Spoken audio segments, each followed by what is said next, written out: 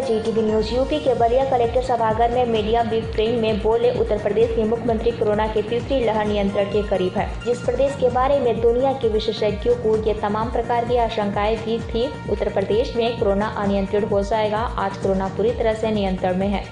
आज पूरे प्रदेश में कोरोना के पॉजिटिव 300 से कम है। बलिया प्रदेश का कोने का जनपद की सीमा तीनों तरफ से घिरी हुई है। चिंता की थी बलिया की स्थिति क्या होगी। यहाँ जनप्रतिनिधियों, जिला प्रशासन, पुलिस प्रशासन, कोरोना वायरस के सभी संगठनों ने मिलकर के बेहतरीन प्रदर्शन किया। प्रधानमंत्री का मार्गदर्शन, भारत सरकार का पूरा सहयोग, कोरोना के दूसरी लहर को पूरी तरह नियंत्रण करने के बाद तीसरी लहर की आशंका पर पूरा कार्य किया जा रहा है। तीसरी लहर की जो आशंका व्यक्त की जा रही है, उसमें भयभीत रहने की जरूरत नहीं है। सावधानी और सतर्कता बरतने की जरूरत है, क्योंकि जिस समय कोरोना की तीसरी लहर की आशंका जताई जा रही है, वह समय गंभीर और संवेदनशील बीमारियों का समय होता है। काला जर, चिकनगुनिया, मलेरिया, इंसेफ्लाइटिस जैसी बीमारियां आती हैं। राज्य सरकार ने अभी से तैयारी शुरू कर दी है। स्वच्छता, सैनिटाइजेशन, फॉगिंग, स्वच्छ पेयजल, अभिभावक स्पेशल बूथ के माध्यम से हर जनपद में अभिभावकों को 12 साल से कम उम्र के बच्चों के अभिभावकों को प्राथमिकता के आधार पर सभी जनपदों में वैक्सीन उपलब्ध कराना है और वैक्सीन से कोरोना से सुरक्षा उपलब्ध कराना पूरे प्रदेश में युद्ध स्तर पर चल रहा है। इसे बलिया से नवल जी के साथ अखिलेश सैनी की एक खास रिपोर्ट। बलिया प्रदेश का कोने का जनपद है। जनपद की सीमा 3 ओर से बिहार से घिरी हुई है। स्वाभाविक रूप से हम लोगों को हमेशा चिंता रहती थी कि वास्तव में बलिया की स्थिति क्या होगी। यहाँ के हमारे जनप्रतिनिधियों, जिला प्रशासन, पुलिस प्रशासन, स्वास्थ्य विभाग, कोरोना वॉरियर्स और सभी संगठनों ने मिलकर के जो बेहतरीन प्रदर्शन किया सेकेंड वेव में भी। खासतौर पर एक समय था जब पॉजिटिविटी रेट बलिया की 30% तक पहुंच गई थी। आज वह 0.001% पर है, बहुत न्यूनतम स्तर पर है। आज तो एक भी केस नहीं है यहाँ पे। ऐसे इससे पहले भी इस प्रकार की स्थिति आई थी। सेकेंड वेव में हमारी निगरानी समितियों ने बहुत अच्छा काम किया।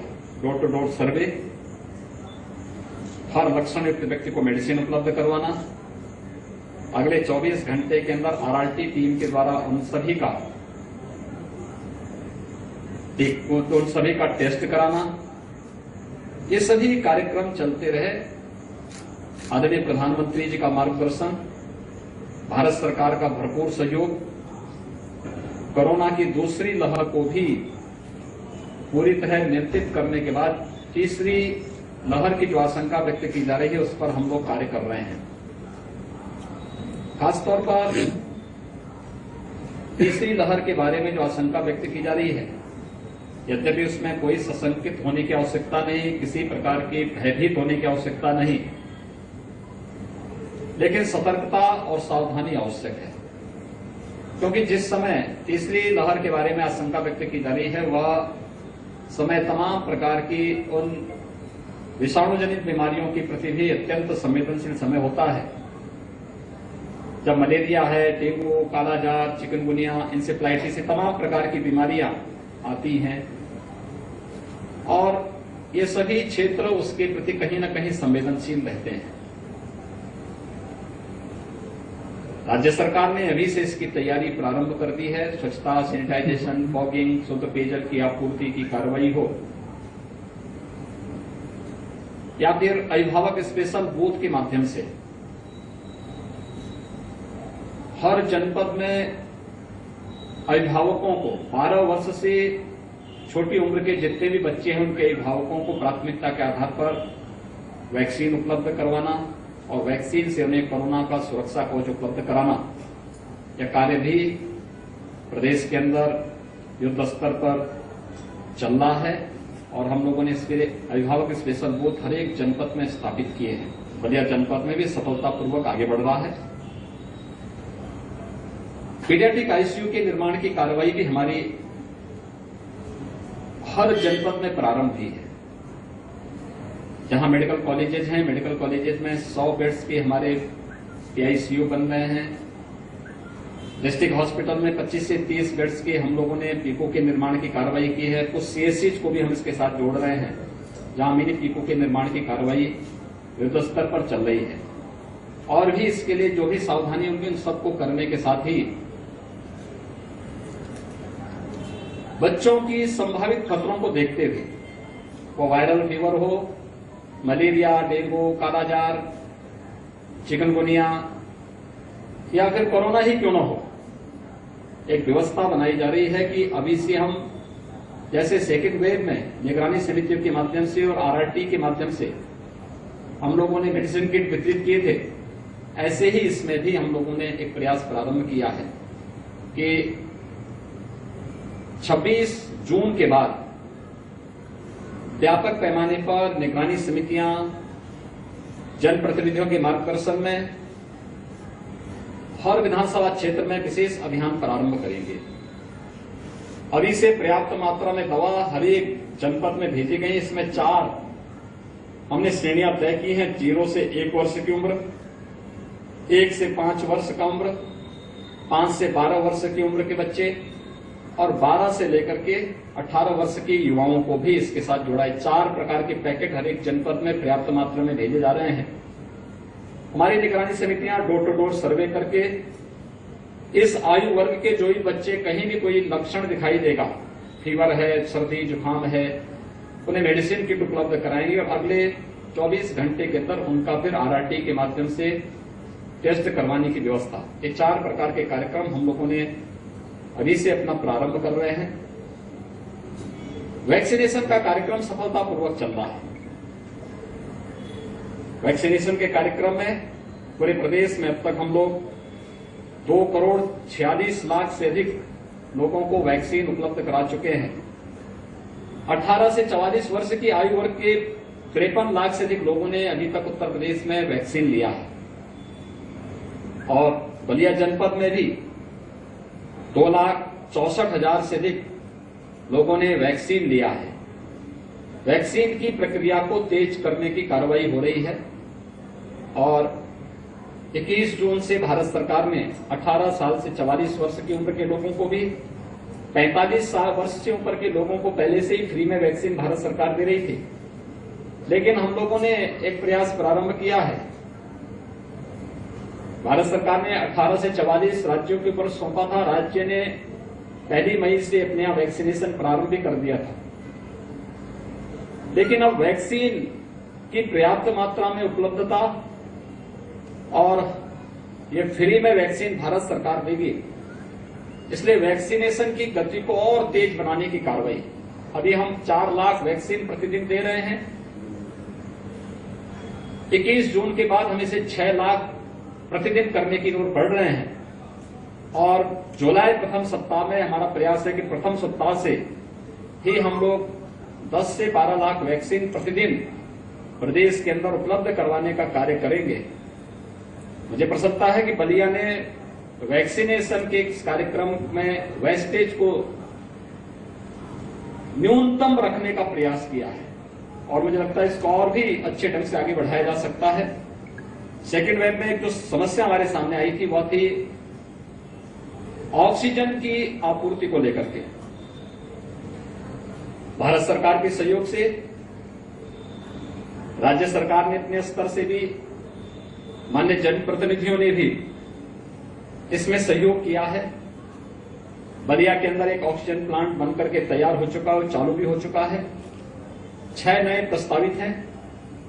प्रदेश के अंदर वर्तमान में हम 431 ऑक्सीजन प्लांट या तो निर्मित कर रहे हैं। 100 ऑक्सीजन प्लांट हमारे स्थापित हो चुके हैं, शेष प्रस्तावित हैं और उस पर तेजी के साथ कार्य आगे बढ़ेंगे।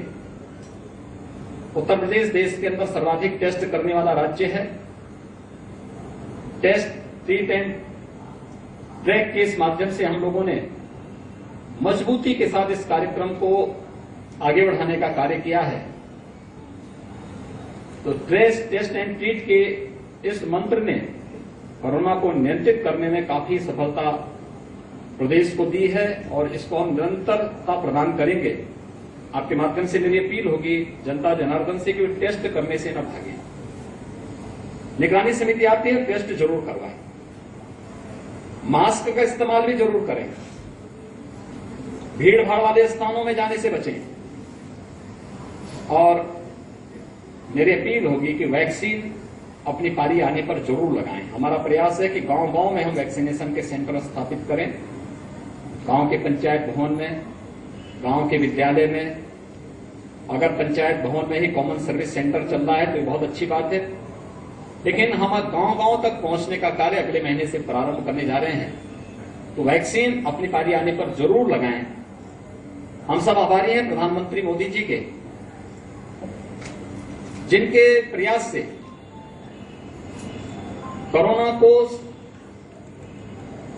देश के यानी दुनिया के अंदर पॉजिटिविटी रेट में अगर आप देखेंगे भारत का रिजल्ट बेहतर है और मृत्यु दर को भी देखेंगे तो दुनिया के तमाम विकसित देशों की तुलना में भारत ने काफी हद तक इसको नियंत्रित करने में सफलता प्राप्त की है।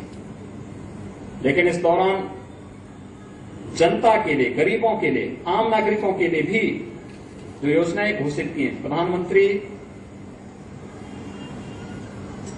गरीब कल्याण पैकेज के अंतर्गत अन्न योजना वितरित करने की व्यवस्था, मई से लेकर के दीपावली तक